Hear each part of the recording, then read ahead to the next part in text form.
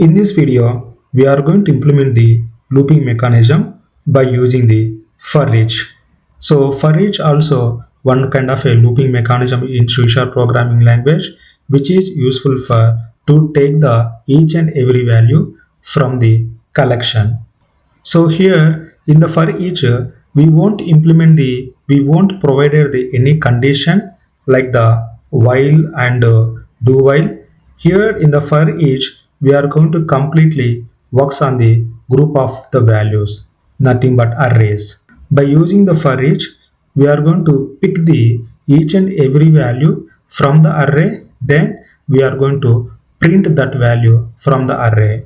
So we will see that by using the program. So to implement the for each mechanism in the project, I have created the one C# file, that is the for each loop, and then I set the class is the for each loop. I have provided the for each loop as the startup object in the project. So for each, if you see the for each loop syntax, here we are going to provide the for each keyword, and then here we are going to provide the one array. This is the example numbers I have taken, this array, and then we are going to use the variable for that array. So we will see that each and everything in the program here.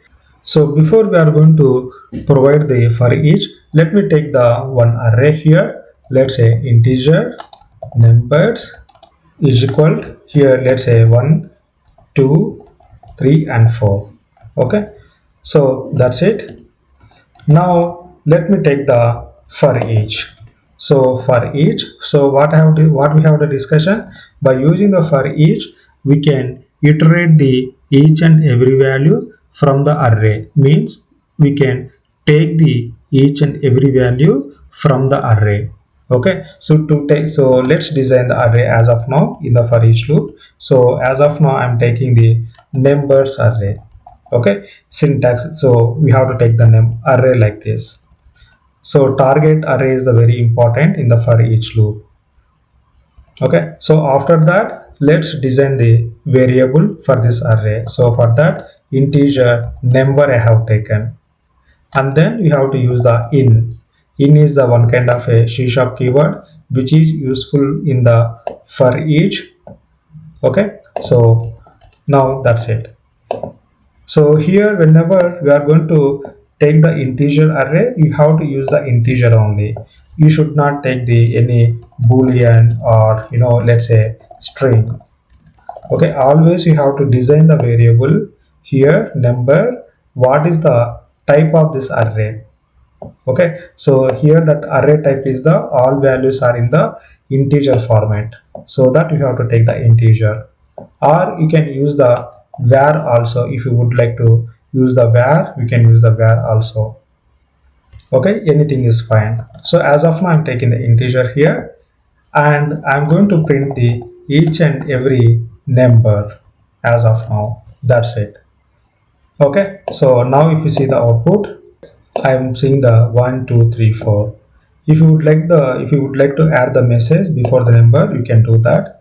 Let's take the string number is, I'm going to take the number.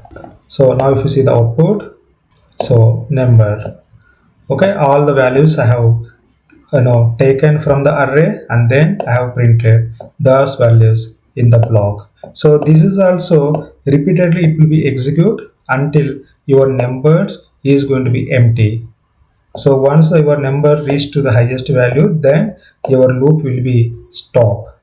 So for example, let me take the again 5 comma 6 comma 7. Now my loop is going to be repeatedly execute until last value. Okay, if you see the output again, you see that again 5 6 7 is added. Okay, so same way, let me take the some few of the currency names, like US dollar, Indian rupee, and Kuwait dinar. Okay, so now take the each and every currency name in this array, means container. I'm going to take the for each here, and string, I'm going to give the name currency name, in currency names. Okay, so now let's print the each and every currency name. Console dot write line currency name. Do not take the array here. Always take the variable. So this variable which represents the each and every value of the array. Okay. Now if you see the output, now I can print all the values.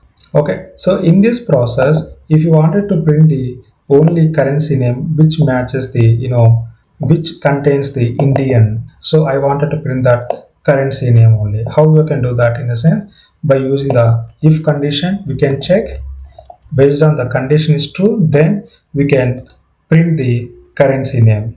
So now how we can prepare the logic over here. So I'm going to write down the condition like currency name dot contains is the one kind of a method in the string which is useful for to check the value string value is available or not in the target string. So I'm going to contains, I'm going to check that, I'm going to say Indian.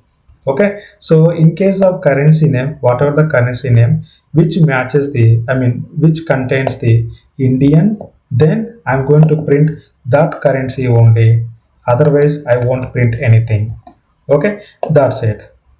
Okay, so now if you see the output, so if you mouse over contains, it is returning the boolean value. So that's the reason I can arrange this methodology in the condition. Okay, so now if you see the output, so now that I can see only the Indian rupee right now.